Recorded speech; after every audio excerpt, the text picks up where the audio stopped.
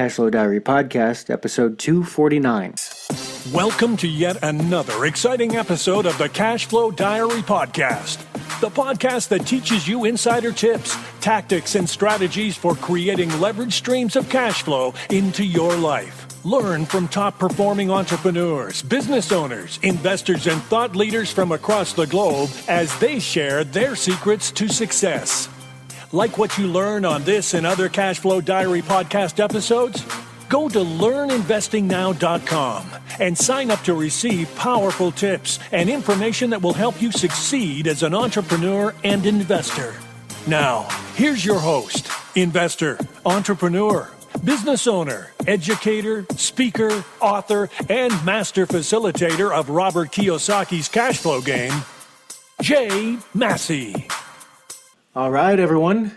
You may have noticed a little voice change.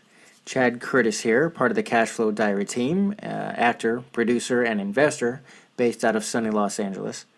Jay is feeling a bit under the weather for this episode, so here's what we're going to do.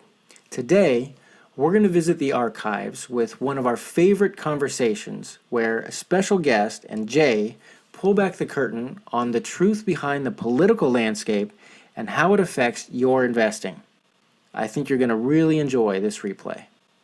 All right, and welcome to another episode of the Cashflow Diary Podcast. I am your host, Jay Massey, and you know what?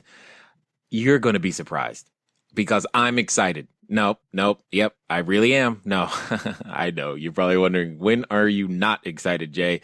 Well, you will understand that today. One of the things that I've often told you guys is that the political environment is something that you need to pay attention to. The financial environment is absolutely critical to your investing and in lots of the decisions that you're already making. Unfortunately, you're making them blindly, but most importantly, we're now going to shed some light under the hood of the financial system. And today's guest is the perfect person to help with that because it is definitely one of those important things that's happening to all of us. And unless you are paying attention, you might get hit in a way that you're not expecting.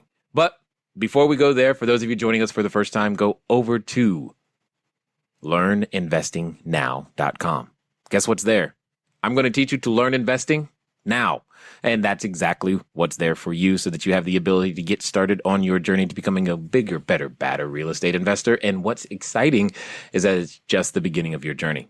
Now, today's guest is the co-host of the Real Estate Guys radio show. You should definitely check them out. They also have a TV show. He's an author, an entrepreneur, financial strategist, love that, real estate investor, former finance instructor for California Realtors Association, GRI program.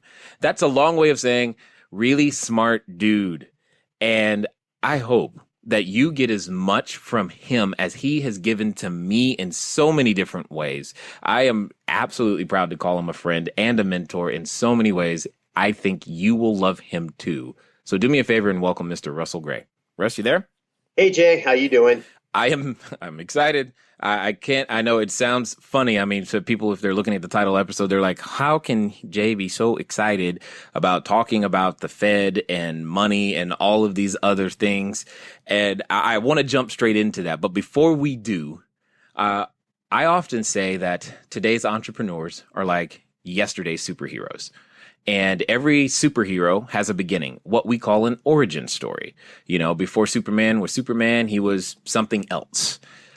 What I'd love to know, and I'd love for everyone to hear in your own words, is before Russell Gray was Russell Gray, who was Russell Gray? Right.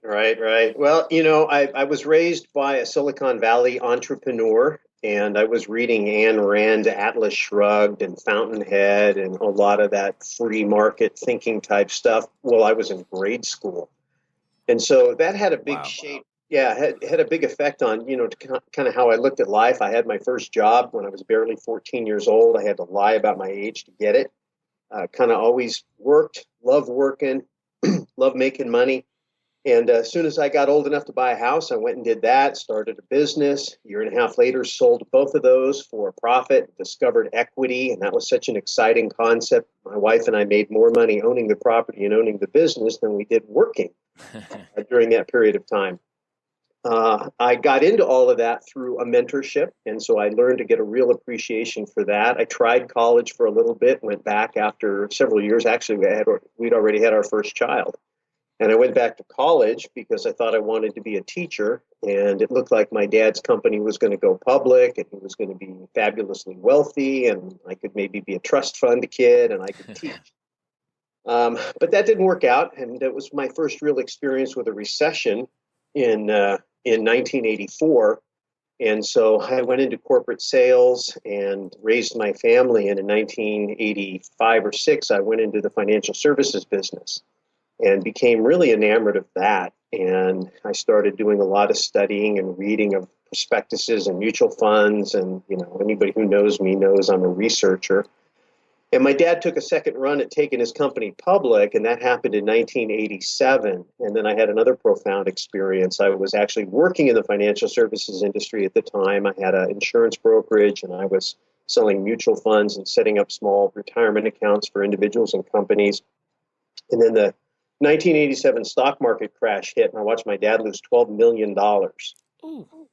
And I thought to myself, how is it that a guy can be smart enough to start a company, take it public, be worth tens of millions of dollars, and lose it all in a day?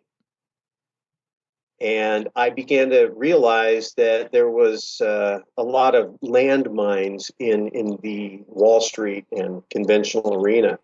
And it was a real shock for me. So a couple of years later, I ended up getting out of the financial services business, going back into corporate sales, because I learned another great lesson about life at that time, and that is just because you can do something doesn't mean you should. And there's a lot more to life than simply trying to make money. And that was where I started to consider purpose in the things that I did.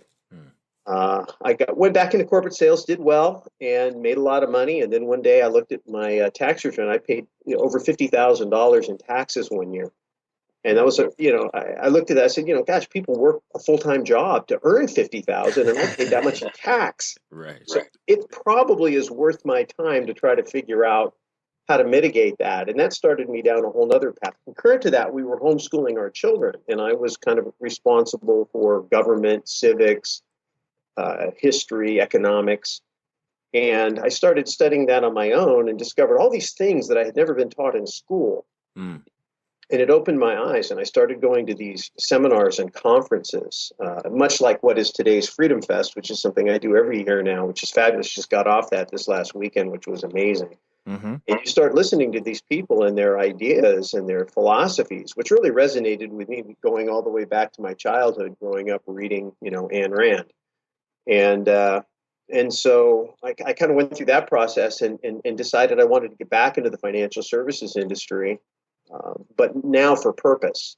I wanted to get in so I could begin to teach people the financial system, which I had discovered to be largely corrupt, and that the political back and forth between Democrats and Republicans was really unfortunate because we had so much more in common than we had to argue about, and yet it seemed that we were constantly being divided. Well, we were completely missing the main problem.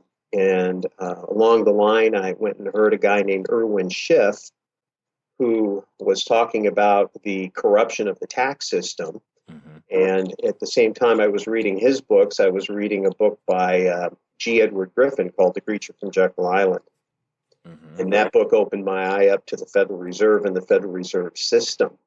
And so that's really where I kind of decided what I wanted to do. And in 1999, I understood enough about macroeconomics to realize with the baby boom generation, the natural progression of asset allocation modeling in the conventional financial planning world would have baby boomers moving from equities into bonds.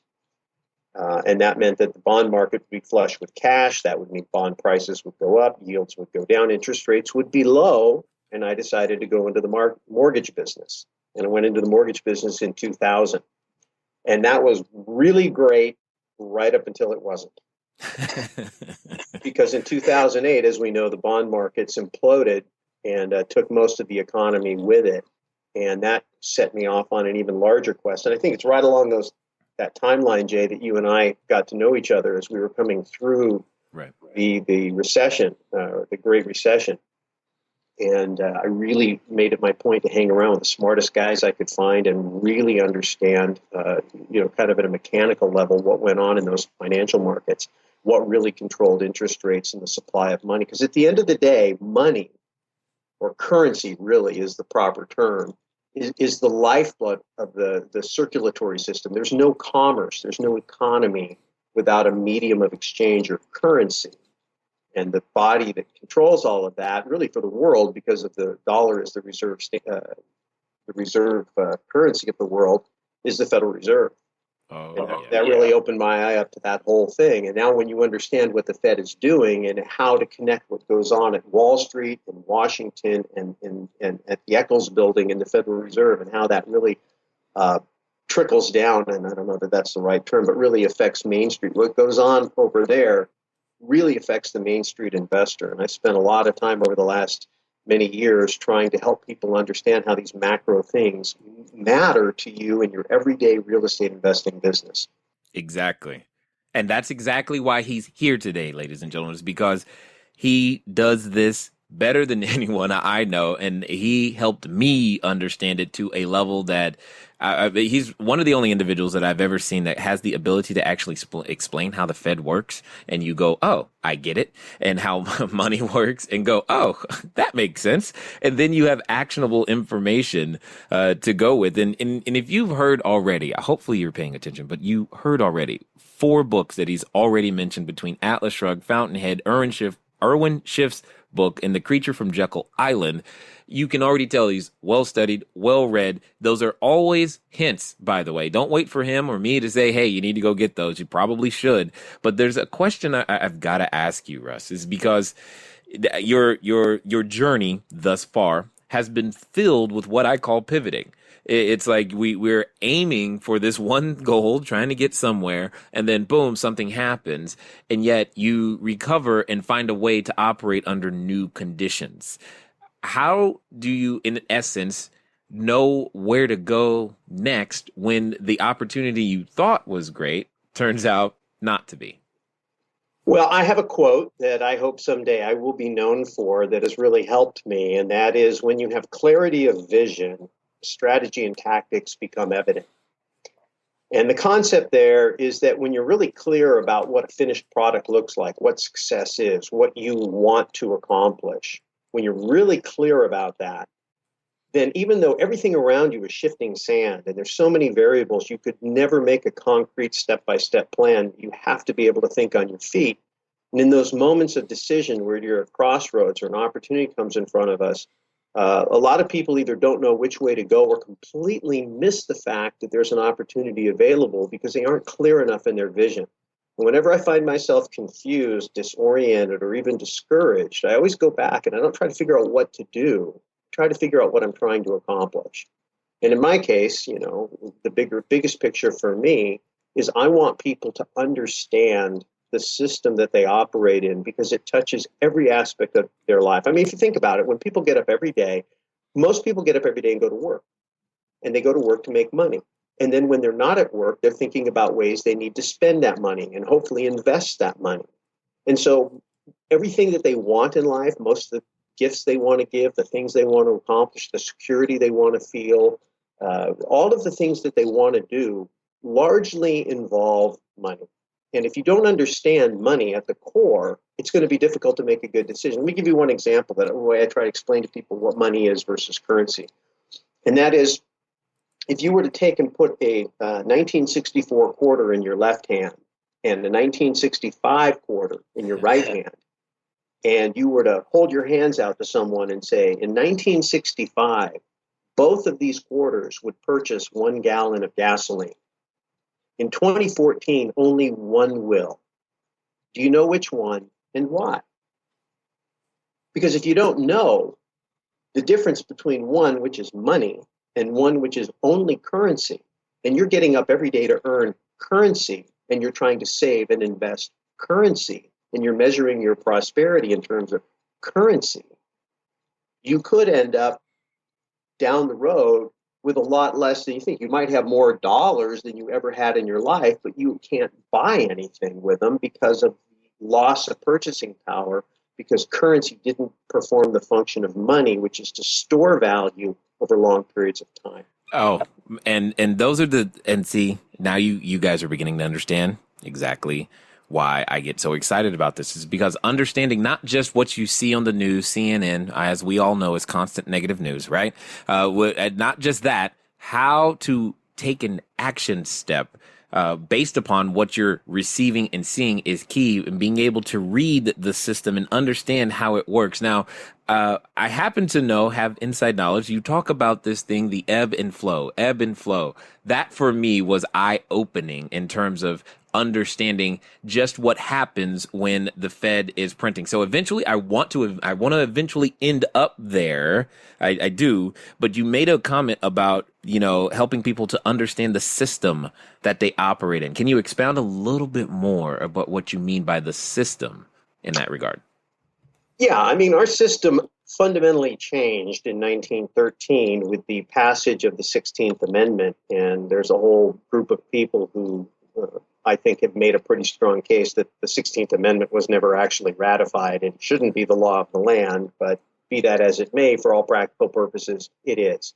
And it's that 16th Amendment that gave us the Internal Revenue Service, which prior to 1913, which is a pretty long history in these United States, we didn't have an income tax, with the exception of Abraham Lincoln imposing an income tax to finance the Civil War. And I'll do a whole thing on that too. But in 1913, we got the Internal Revenue Service.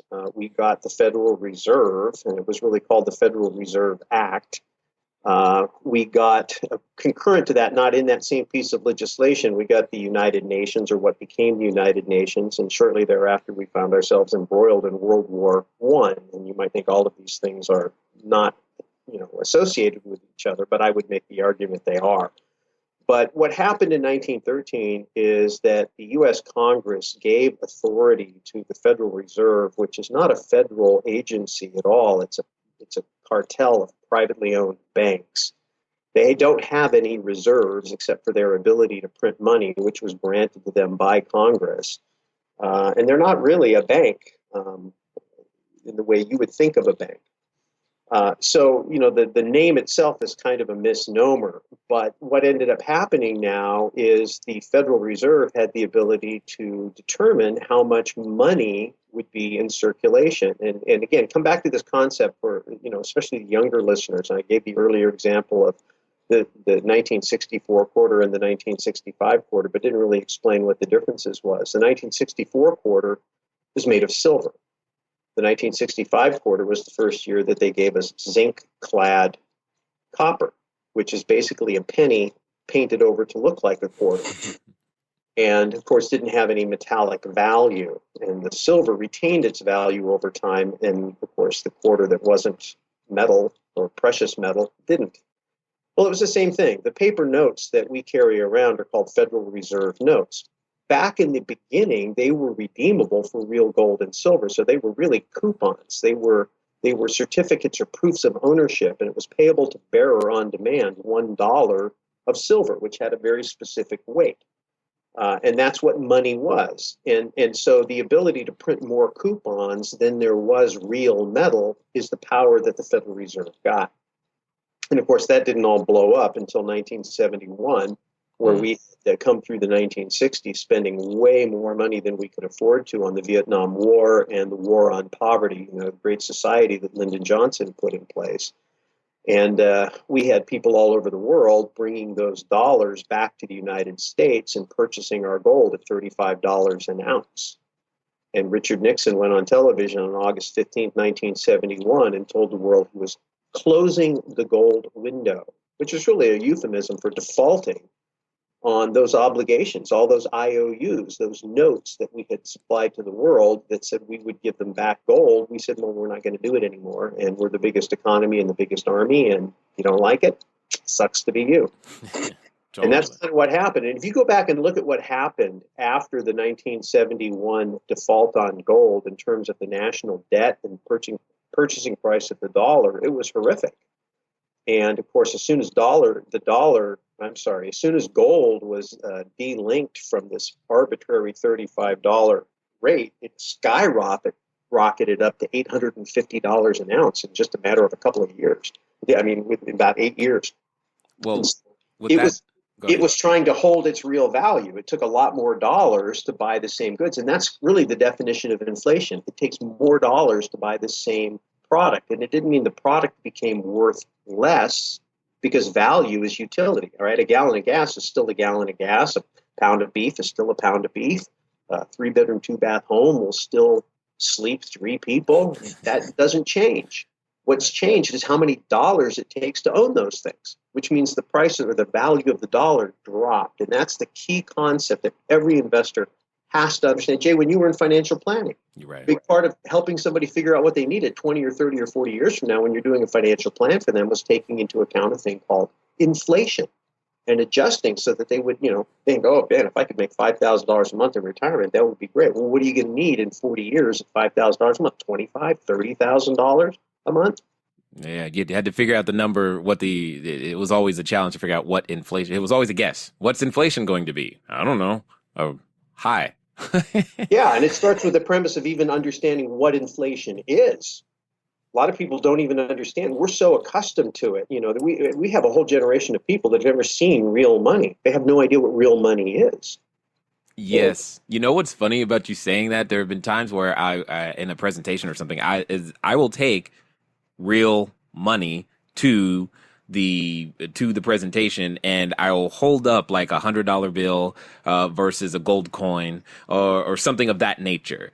And so many people take the $100 bill. So many people would prefer to have it because they know what it is and what it can be exchanged for and used. It's interesting. And, because there's so much information that we are not given, as you said, things that you weren't taught in school that rely on self-education, rely on you listening to a podcast to be able to go, what are they talking about? Is that for real? So answer me this. How does all of this, because listening to you talk in that last little bit, it's maybe I should go buy gold. How does this relate to real estate, or do I buy gold? What's the deal here? Help me out. It's a bigger picture. So let's go back to the 1964 versus 1965 quarter. If you would have had a roll of quarters in 1965 and, roll of silver quarters, 1964 or earlier quarters, and you decided to you said, well, okay, this would buy me 40 gallons of gas because there's 40 quarters in there, right? I think that's right. Anyway, so however many quarters are in there, it would buy you X numbers of gas, right? And so now if you were to put that money into the bank and put your $10 in the bank and then withdraw it in 2014, you could only buy maybe 3 gallons of gas. And so the reason you saved the money was because you didn't want the gas then, you wanted the gas later. But it was easier to store the money than it was to store the gas. But if you knew that the money was only going to buy 3 gallons of gas, would you have been better off actually buying the gas and storing it? Does that make sense? Yeah, perfect. Okay. I got it. In other words, the gas is a real product. It has real value. It's something tangible. The quarters were real because the silver is real. It has real value and it retains its value, whereas the paper money that would have been issued or the IOU that the bank would have given you wouldn't have held its value. So if you were to know that that was the case and you were sitting there looking at a bank account full of dollars, what do you think the logical thing to do with those dollars, during whatever period of time, 10, 20, 30-year period of time? I'm going to put it in something that has more utility value, something that has real value. That's right. You're going to buy something real, and I call those things real assets. So gold doesn't produce income, doesn't cash flow. No. A lot of people who think, oh, it's not a good investment, I agree. It's not an investment. It's a store of value. It serves the purpose of money, which currency currently doesn't do. Hold on. I got to stop you right there. Okay. For all of you who have emailed me time and time again, now you know what I've been saying about gold and why. Please continue. That was for me, public service announcement type of thing, because we get the email, Jay, gold or real estate, gold or real estate. And yes, No, it's please. not an either or. That's like saying dollars or real estate. Dollars or real estate. You buy real estate to produce dollars. You buy real estate to produce money. See, because if you think about it, what you're doing is you're purchasing a piece of real estate, not because you want to own the real estate, but because you want a piece of the labor of the occupant of the real estate. That person is going to get up every day and go to work for somebody, produce something, and get paid compensation, what we would call money, but really currency. But they're going to get paid a paycheck, and a percentage of that paycheck is going to end up being given to you for the use of your property. So effectively, those people work for you, or at least part-time for you. Mm-hmm. Maybe about 30% of their time they're working for you. And that's what you're trying to acquire when you purchase a piece of real estate. And so when you end up with the fruit of their labor, the question is what do you do with it? Well, obviously, you want to continue to reinvest it. You buy more real estate and acquire more streams of income. But there are quite a lot of dollars you're sitting on in the in-between. I call that the float. So you collect security deposits, you put away contingency reserves for replacing roofs or repaving parking lots or replacing water heaters or dishwashers or on and on, all the things that we have as real estate investors. And if you were to look at your checkbook on any given day, depending on how big your portfolio, you might have 100,000, 200,000, 500,000 kind of average daily balance, just always in your account. And on a bad day, you might go down to, maybe half that. And so you say, okay, well, I probably could take the bottom 20 or 30% of that float and store it in real money because it's always going to be there. And I can always convert it back into dollars. This is the issue of liquidity. So where can I store my money or store my dollars? How can I convert my dollars into something that's real that will remain highly liquid that I could then convert back into dollars quickly if I needed them? And most of the time we don't, because the float is always there. Unless your business is atrophying and your cash flows are shrinking, the float should be growing, right? And so I think that precious metals can serve that purpose over an extended period of time. You can't wig out over the little ups and downs. If you look at the trend line of the dollar from inception in 1913, it's been down. I mean, it's clearly down. And if you look at the trend line of gold since then, it's been clearly up because it's the inverse, because one is money and one is currency. And as the currency drops, anything of real value goes up, denominated in dollars. This is the danger of thinking that you're wealthy because you have a lot of dollars, or thinking that you're wealthy because your assets are denominated well in a lot of dollars. So the real asset investing philosophy is about accumulating units of value, more units of dollar. I want more ounces of gold. I want more ounces of silver. I want more rental units, doors coming in, tenants, people working for me. I want more barrels of oil. I want more pounds of coffee or barrels of wheat, or whatever it is that I'm investing in that is going to retain its value. And unfortunately, you just can't go put your money in the bank to retain value over the long term because the dollar itself is corrupt. And that's the core system, and that's the core problem. And until we change, like we just interviewed Steve Forbes this last weekend. His show will be out in a couple weeks. And he's been calling in his latest book for the return to the gold standard. The idea that we have to have sound money. His concept is, can you imagine if you got every day, like you and I scheduled this interview. Yes. If the unit value, if the amount of time contained in an hour was changing on a daily basis, you're making a decision, about where to spend your time. I'm making a decision about where to spend my time. And we're trying to converge at a certain point, and everything needs to line up. And if the unit of measure is continually changing, how do I make good decisions, and how do I accurately hit the mark? The same thing is true as an investor or a business person. I'm making financial decisions about allocation of capital, and I'm trying to hit certain returns on investment, and I need to hit certain liquidity points, and I have to be able to count on the value of that dollar, and the dollar is constantly changing, and I can't. I mean, how'd you like to be an airline, trying to figure out how to manage your airfare, and you put your prices out there and you're selling tickets 2, 3, 4 months in advance, and you have no idea what the cost of oil is going to be. And the way you secure that is you purchase future contracts that make people guarantee delivery to you, and you pay a premium for it. You pay more than you would if you bought it today, but at least you know what it's going to be, and you can make your plans around that. And that's what airlines have to do. And so it's the same thing as investors. We have to try to find a way to put as much stability into our financial decision making as we possibly can. And precious metals is an opportunity to insulate yourself from a falling dollar. But it's not an investment, because an investment, by our definition, has to produce income. And gold doesn't do that. No, not at all.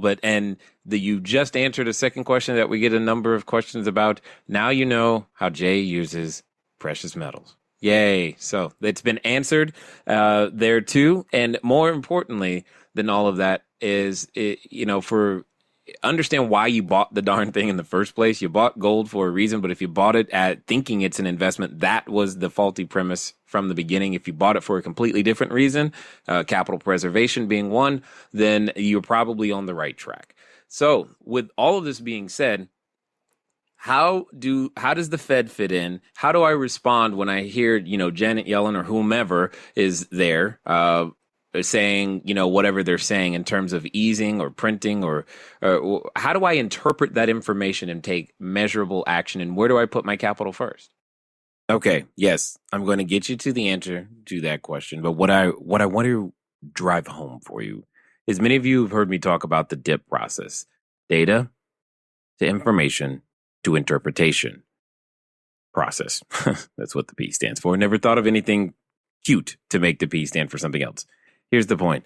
You hear us talking a lot about data and some information. The key words is to understand that when you take in information, you've got to get to the point to where you interpret it, i.e. figure out, what do I do with it? How can I use this information to increase the size of my portfolio, increase my cash flow, decrease my expenses, whatever it is that you're trying to accomplish? It must be something along those lines that you must be thinking when you consume that information on how to use it. This is one way that you can get a whole lot more out of the information that you do consume, be that a book, a course, a tape, a seminar, no matter what you go to or go through.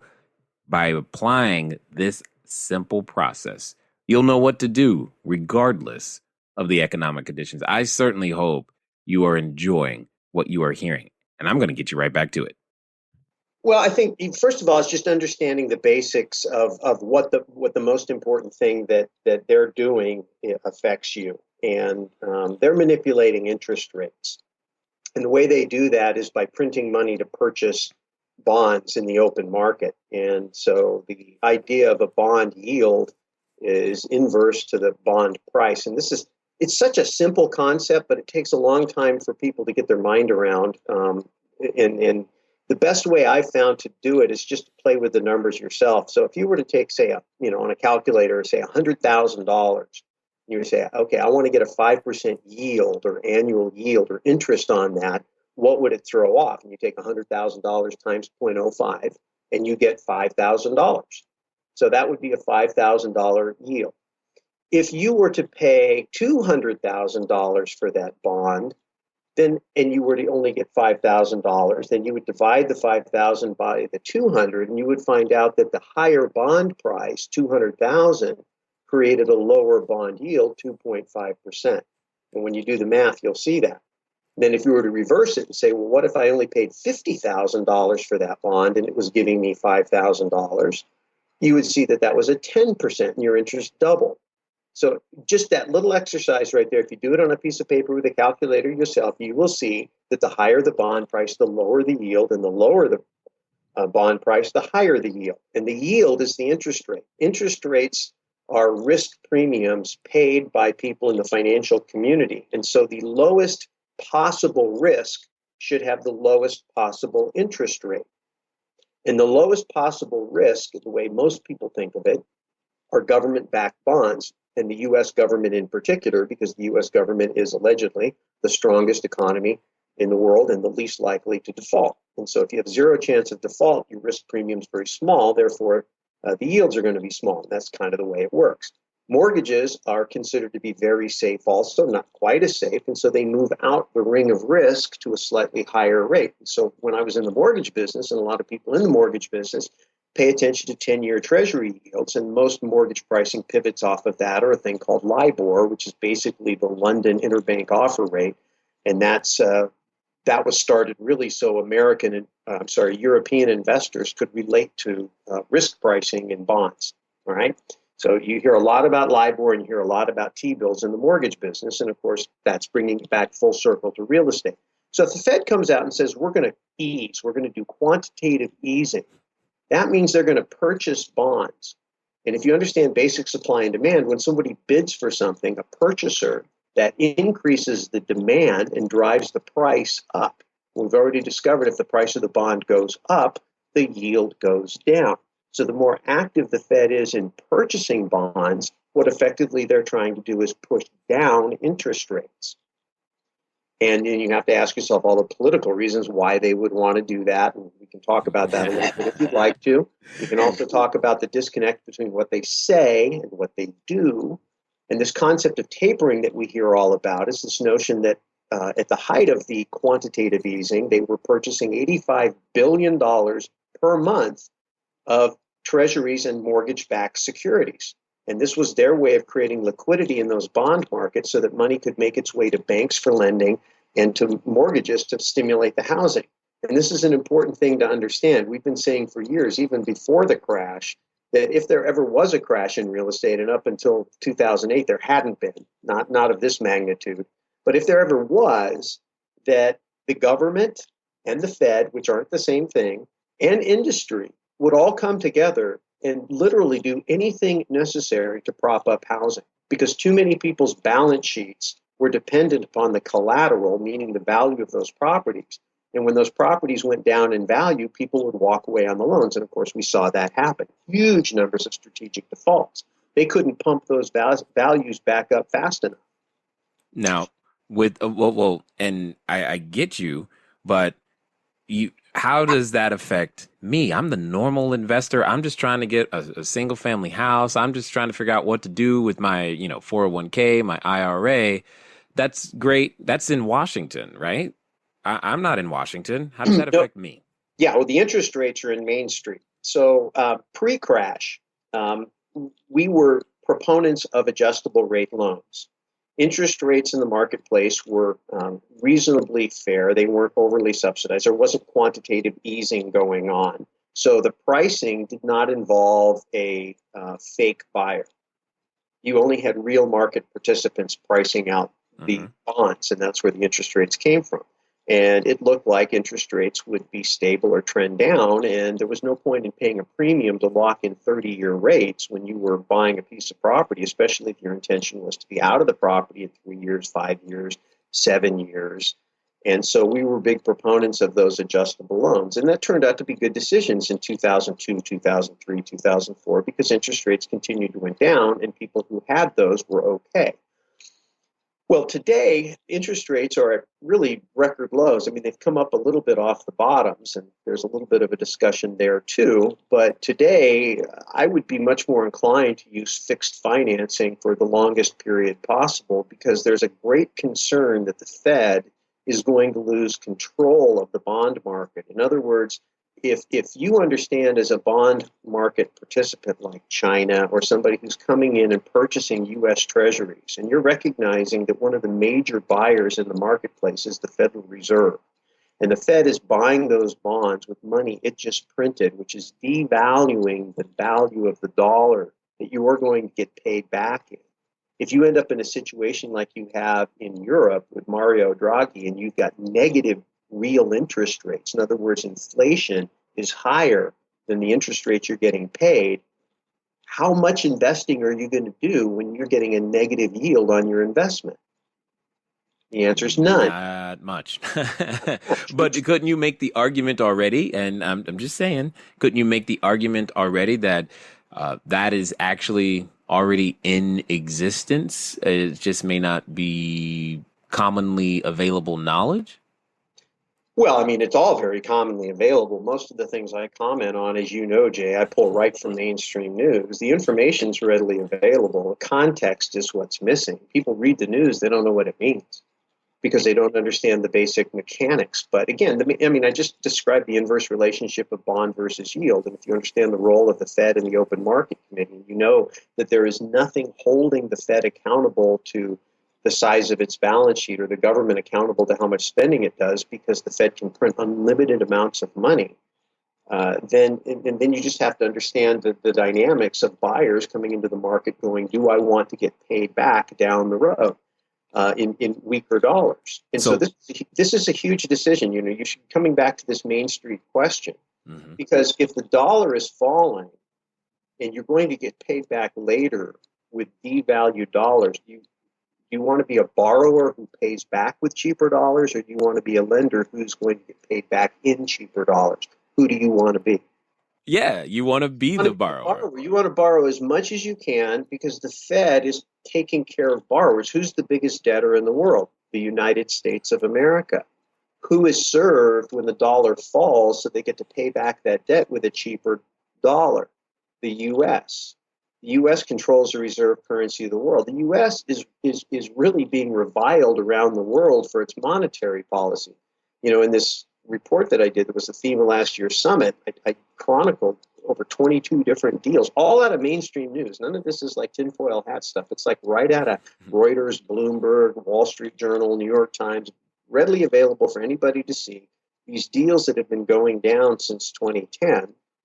Because if you recall, Jay, you were in the Mentoring Club back at that time, and I did the Clues in the News where the premier of China came and really rebuked President Obama about monetary policy in the U.S. and said, you need to make sure we've got trillions of dollars invested in your bonds. You need to take care of the dollar because you can't pay us back in diluted dollars. Right. But we didn't take care of it. And so they went and cut a deal with Russia, and they've cut a deal with Australia. They've cut deals with Europe. Chancellor Merkel just came back from cutting deals, and these people are all getting out of the dollar. And so this is very, very important for real estate investors to know, because real estate investors of all the types of investors on earth have the greatest opportunity to profit from this, because we have the opportunity to go in and get cheap government subsidized money called mortgages, secure it against a real asset that provides a real human need, not a fad, not something that's discretionary, not something that is going to go away completely, either because of a technology or because people have other priorities. There are very few things in life besides food and maybe clothing that go up as high on the ladder as housing, as residential housing. And so we have an opportunity to purchase that, get tax deductions along the way, streams of income, and we can short the dollar effectively. And why would you want to short the dollar? You would short the dollar because you know that the Fed is committed to devaluing the dollar. And this is why the Fed policy matters, because if the Fed wasn't committed to that, then you would see interest rates skyrocketing right now, which is what happened in the early 80s. The Fed was committed to saving the dollar. And in order to do that, Volcker had to let those interest rates go up to as high as 21%. And it was brutal, but it set the stage for a much stronger economy in the 80s. But it was tough medicine to take at the time. We have been refusing as a nation to take that medicine. And Peter Schiff's argument is because we're refusing to do that, when the deal really comes home to roost, it's going to be really, really painful. That's the point. You've heard me say things like before, all problems accrue interest and grow larger over time. And exactly. Right now, we're kicking the can, but because you and I necessarily can't stop the can from being kicked, we still need to live. We still need to eat. We need to be doing things that position us so that when it's actually time to pay the piper, so to speak, we're in a position to not just survive, but thrive. So, yeah, I mean, if you think about it, for example, if you were to go get a $100,000 mortgage on a little rental property somewhere, instead of paying that mortgage down to save 4.5% or 5% interest on the loan or improve your cash flow, you were either to invest in a cash flowing instrument if you needed the cash flow to be secure in the mortgage that paid a much higher yield. That's arbitraging or making money on the spread between the pay down, the 5% note rate versus a 10 or 12% yield on oil and whatever else you might choose to buy. That's one way to go. The other thing is you could take that same investment capital and buy a few ounces of gold. If Jim Rickards is right, he wrote The Currency Wars and the Death of Money. He thinks gold could be as high as $20,000 an ounce before too long. If in fact that were to happen, 5 ounces of gold would pay that mortgage off. Suddenly I feel the need to go buy some gold. Yeah, I mean, there's no guarantee that that's going to happen, but again, you just have to Right. look at the track record of the dollar. So this is the concept, use mortgages to short the dollar, acquire real estate, but also have some assets, money stored, which I would say precious metals, so that, when the crash comes and the real estate values collapse, the lesson learned last time is that the asset values collapsed a lot farther than the incomes did, which meant that if you were relatively conservatively structured and you had good cash flow markets, and Jay, I know you're a cash flow investor, and I know the markets you invest in, and of course, there are markets that we've been proponents of also, is when you've got those strong cash flows, you're gonna be able to weather that storm. But more importantly, you reach onto your balance sheet now and you have assets that didn't collapse, that you could immediately convert into liquid capital to go purchase these assets at a discount. The shopping spree is on. We're at the tail end of the shopping spree that we've been in. We've got maybe another 2 or 3 years, and in a few really good cash flow markets where you can purchase at or below replacement costs. And I think the local economies and infrastructure are robust enough that they're going to be actually magnets of people and industry in a downturn, which is a whole different thing about due diligence and real estate markets. But there's going to be a lot of bargains in the street the next cycle. And, the lesson I learned last time, and why I'm such a vociferous teacher on this topic, is because I personally got crushed. I was over leveraged. I was hemorrhaging cash on my real estate portfolio, relying upon the strength of the income from my mortgage business to supplement. And when my mortgage company got hit extremely hard by what happened, in the subprime market in the mortgage industry, and a lot of the types of loans we were making, those lenders were completely gone. I didn't have any way to place business or make money.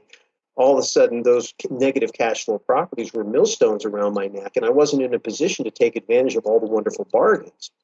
Well, rather than quit the business, I said, well, I'm going to get the lesson, and I'm going to gear up for the next go-round, because there will be another go-round. And so we don't need to be afraid of it as real estate investors. We just need to be smart. And the thing you don't want to do, I think, is you don't want to be exposed to adjustable loans. You don't want to have super thin cash flow markets. You don't want to be in speculative markets or tertiary markets that don't have strong infrastructure. And you want to have things on your balance sheet that are likely to benefit from a falling dollar that can be quickly converted into cash, so you can purchase assets at bargain prices when the crash comes. And that's, again, what the whole real asset investing philosophy is all about. Now, right there, everybody, that's a quick sum. You probably have understood that we could continue talking for a very long time, and there's so much information to be learned. Don't feel overwhelmed that you didn't get it all. In fact, the real estate guys often do an event. They do it once a year, and it is absolutely awesome. And if you like a sampling of what you've heard here, they often assemble the absolute best people for you and I to always go and learn from and to be educated by in a week-long format where we get to shut off the cell phones, focus on what's really going on, and be able to make finally good, excellent financial decisions, and we come back and execute every day. Could you share with us a little bit about some of the information and the guests that have been on your Summit at Sea and just all the things that tend to happen there? Because I know for me, it's been a transformational experience to be able to absorb the content, come back home, make decisions, etc. But I would love to hear it in your own words as well. Well, I mean, the vision for the summit, the term summit is used by design. A summit is a high point. It's a pinnacle. It's the ultimate. And this really is the ultimate event for real estate investors, because a lot of real estate conferences are all about tactical things that a lot of your technical advisors can help you with. It's about upselling you to books and tapes and additional classes. A lot of times it's open to, anybody, which is okay. I mean, that stuff needs to be available, but this is a relatively high-priced event, which means everybody there is a serious investor. Sometimes, you got to pay a little bit to be in the room with the right people. And Jay, you know from experience that it's not just the content that's powerful here, but it's who's in the room, and this is power networking like you can't believe. If you ever went to summer camp when you were a kid, you get into your little camp house and you don't know anybody, and by the end of the week you're best friends forever and you can't wait to see each other again. And so we get we've been doing this for 12 years. 2015 will be our 13th year. And in the beginning, it was primarily real estate, and we were primarily the teachers. And we, after the crash, expanded it to be a lot more about the macroeconomics and different types of investing. Because we are real estate investors, but before real estate, we're investors. We have to deal with cash. We have to deal with economics. We have to deal with estate planning and insurance. I mean, there's so many different things we have to deal with. To just be myopic and only think about real estate, how do you integrate all these things? So the vision for the summit is to put together a faculty that cover a lot of different topics and give you an environment where you get to mingle with them. So over the last many years, we had G. Edward Griffin, the author of The Creature from Jekyll Island. We had him for an entire week. Same time, we had Robert and Kim Kiyosaki for an entire week. And that was, I think, 2012, our 10th year anniversary. We often have a lot of the Rich Dad advisors coming back next year for the 6th year in a row. Is Ken McElroy, who is Robert Kiyosaki's personal real estate partner and advisor. Andy Tanner, his stock advisor, and say, well, yeah, but I'm a real estate investor. What do I care about stocks? If you're out there syndicating capital and you're trying to convince somebody in a red hot stock market why they might want to think about getting out of paper assets into real assets, it's pretty good idea to know how to talk the language. Right, so they just don't think you don't know what you're talking about. We've got Peter Schiff, who is the CEO and global strategist for Euro Pacific Capital. He is the guy who wrote a book called Crash Proof and predicted the real estate meltdown, and he got it right, and he got the timing right, and he got the reasons right. And after we discovered that book, sadly after the fact, we made it our mission not only to get to know him, but to make him available to our people. So he's coming back now for his 3rd year in a row.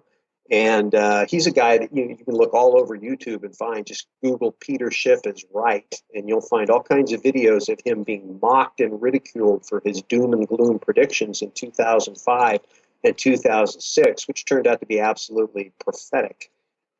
So it's a lot of fun. I mean, we spend 2 days in a hotel room before we get on the ship. We're going to sail out of Miami in 2015, and then we have 3 days of classrooms, 8 hours a day on the ship.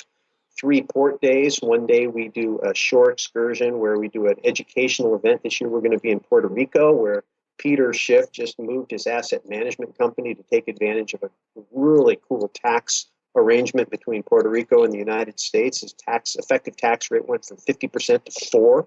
Wow. Good. And his personal attorney who set that up is going to be just closed him on being a part of the faculty. He's not even up on the website yet. He will be shortly. But Jeffrey Verdon will be with us talking about how to develop an international deal. This last year in 2014, Jay, as you know, we had Simon Black. And I don't know if Simon's going to be coming back or not. We're hoping he will, but we've got a couple other people. But Simon is a guy, we spend a lot of time talking about international. And Simon's a guy who's really taken this concept of having an international diversification. And sometimes it's hard for real estate investors to get their mind around because they're like, oh, I just invest in the United States, or I just invest in my state, or I just invest in my neighborhood. But we ask people all the time in our events, how many of you think, investing outside the United States is risky? And half the hands will go up. And then we ask the other people, how many of you think tying all of your family's financial future to one country and one country's currency is risky?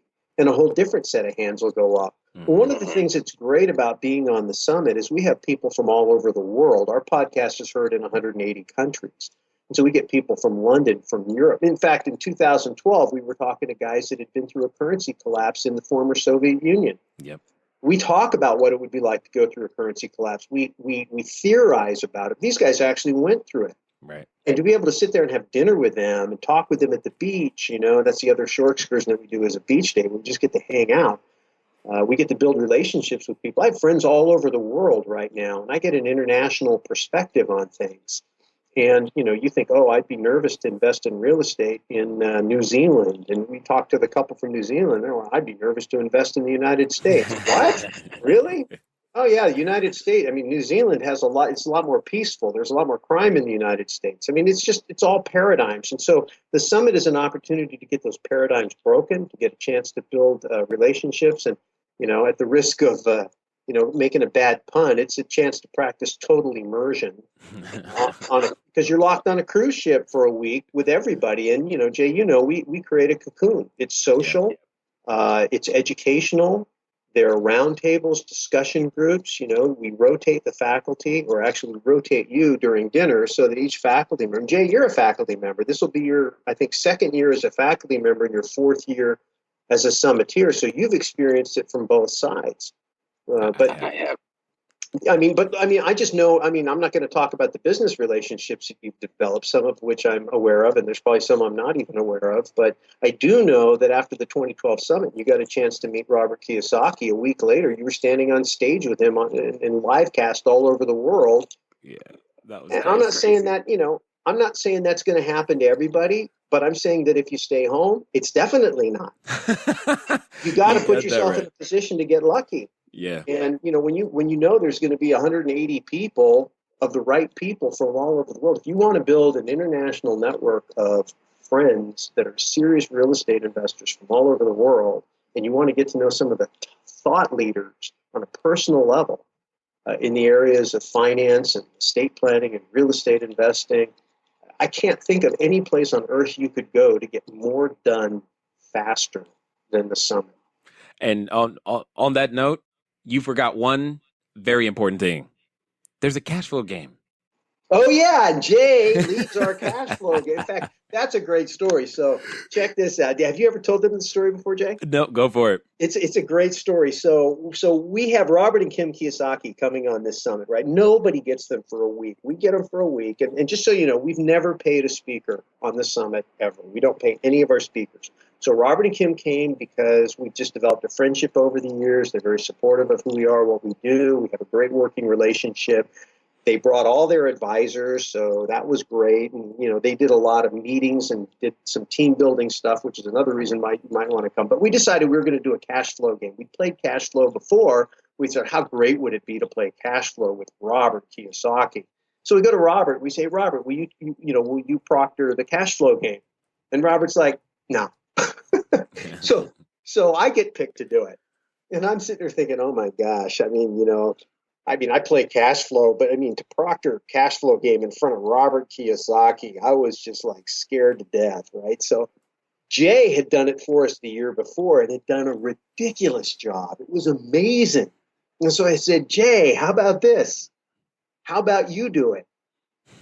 And so Jay's a great guy. And I got to tell you, this one thing you have to understand. It would have been really easy for him to say no. He could have said no. But he said yes, even though he was scared, even though there was a risk. Yeah. And it got a little riskier, right? You remember when Robert was up there and he was explaining to everybody about the game, and he was going off about people who changed the game. And, of course, you're notorious for doing what? Changing the game. Changing the game. And, it's funny because, you turned white, which is not an easy thing for you to do. Not at all. But all the blood went out of your face, and you were sitting there right before you were ready to go on. You had your PowerPoint, you had your whole shtick scheduled to go, and there's Robert and Kim. And but God bless you, you went for it, you did it, you crushed it, and it was fabulous. And he became a big Jay Massey fan. You guys became friends. You were on his radio show. He invited you to come to his event, and who knows where else that might go. It's always hard to keep Robert's attention for more than a little bit. But man, that there's a lesson about that. Sometimes you get given an opportunity and you don't maybe feel like up to the challenge, and you have a split second to make a decision. And what you decide to do in that split second can change your life. And I really think, Jay, you made the right decision. I commend you for your courage, and I really thank you on a personal level for saving me. Yes. I haven't looked at it that way as saving you, but if you say that that's what happened, then that's what happened. Well, I see somebody might listen to this and go, oh, yeah, but Russ, you should have done it. It would have been your chance. I was already in a relationship with Robert. I already was, one of the co-producers of the event, so I already had a position. I had nowhere to go but down, whereas Jay had, was just one of the guys, and for him to stand out in the crowd, he had nowhere to go but up, and he killed it. It was great. Awesome. I appreciate that. I remember that. I remember how how fast it all happened. And then when he asked me, he was like, yeah, I want you to go on stage with me in San Jose. I remember looking at my wife going, I don't know how we're going to figure that part out because we're in the middle of the ocean right now and he wants us there in a few days, but we will figure it all out. And I've always appreciated the support that you and as well as Robert, etc., give, because it can be lonely being an entrepreneur sometimes, and when you're looking for those mentors, you never know where you're going to find them. In this case, found you guys in iTunes, and don't forget, guys, they've got a great podcast. Now, Russ, I just got to ask, with all of this being in flux, with all of these things coming down, if I wanted to get more information quickly to be able to get caught up to speed on what you call real assets, I know that you've got a report. Could you tell us a little bit about it and how we can go get it? Yeah, I mean, I actually wrote this report for the 2013 or 14 summit. It's called Real Asset Investing, How to Grow and Protect Your Wealth in the Face of a Falling Dollar. And it's not light reading. It's about 37 pages. But if you're really interested in the topic, it's very helpful. And it just talks about not just real estate, but real asset investing. So it talks about gold, it talks about oil, it talks about farmland. And I think more importantly, it sets the table of context and then shows how to integrate all these things into a portfolio. So you can get a copy of that free at Real Asset at realestateguysradio.com. Real Asset at realestateguysradio.com, or you can just visit our website at realestateguysradio.com, and under the resources tab, you'll see a whole library of special reports that you can download for free. So make yourselves at home. Indeed. And if you had just one last thing to say, remember, now you're putting on the superhero uniform. You've survived many different economic situations. You've read all the books. You know what to do. Someone, though, who is listening for the first time or considering, should I, shouldn't I? Does real estate fit? What would you do to give them the confidence that they needed to know what to do for themselves? What would be the one thing? What's that piece of magic advice that's going to make it all work for them? I think it was Henry Ford that said, if you believe you can or you believe you can't, you're right. And sometimes, you look at some of this stuff and you think, this is so complex, this is so big, it's so overwhelming, it's easier to stay stuck in your rut. Don't let that little voice in your head tell you you can't. You absolutely can. It's learnable, and you can learn to do it, but you have to put in the time and effort to do it. The great news is you live in a time in history where podcasts like this are available. The internet brings so much information. There is a lot of noise, that's for sure. But if you avail yourself of all of these resources and just start putting good ideas in your head, and then take advantage of networking events like we just talked about and others that are out there, and refine your thought processes by talking to people. Don't worry about looking stupid. Stupid is not learning. Just get out there and start talking. Everybody has opinions, but your opinion is just as valid as anybody else's. Learn it, shape it, sharpen it against other people's opinions. And if you do that, it won't take long before you're going to be an expert in your subject. So if you believe you can, you can. And if you believe you can't, believe you can. Indeed. All right, ladies and gentlemen, you know what that means. It is time for you to move at the speed of instruction. There have been numerous resources given to you. Yes, realestateguysradio.com. Go to the resources tab. Download all the reports, not just the Real Asset Report. Get them all. Read them all. And more importantly, move at the speed of instruction and do what they suggest, because it doesn't matter. Nothing changes until you do. And more importantly, you put your name on a contract and buy some real assets. Ladies and gentlemen, I tell you, it has been fun having this conversation with you one more time. I know you learned a lot and your head is probably about to explode. Take it all in. We will be back talking to you soon. I look forward to talking to you guys. Until next time.